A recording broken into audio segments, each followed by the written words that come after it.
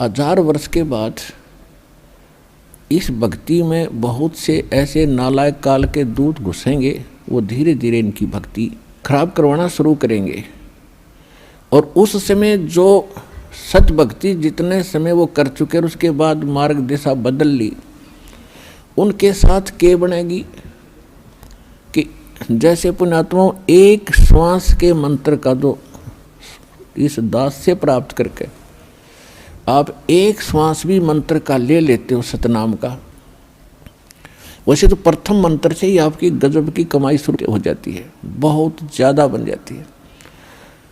और यदि सतनाम का मंत्र भी आपने साल 2 साल 3 साल 4 वर्ष कर लिया और सारनाम ना भी मिला तो भी आपकी ढेर सारी कमाई बन जाती है।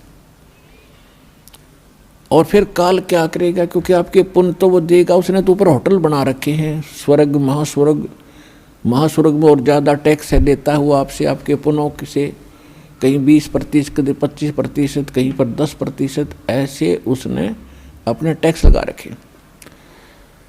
और जो खर्चा आप खाते हो वो अलग है, वो तो आपकी पूंजी से होगा। तो आपको स्वर्ग महास्वर्ग में रख देता है और वहाँ आपके पुण्य आपके साथ होते हैं।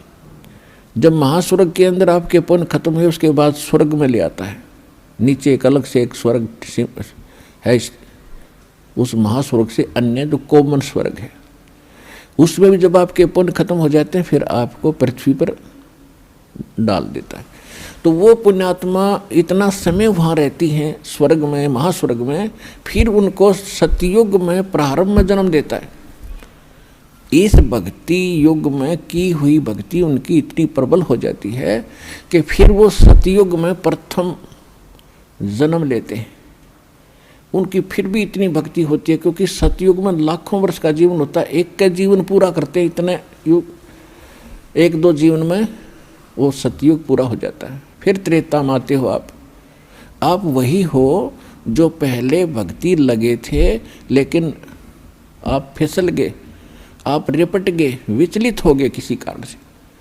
और परमात्मा का विधान है, जो जन मेरी शरण है ताका हूँ मैं दास, और गेल गेल लाग्या फिरूं जब तक धरती आकाश।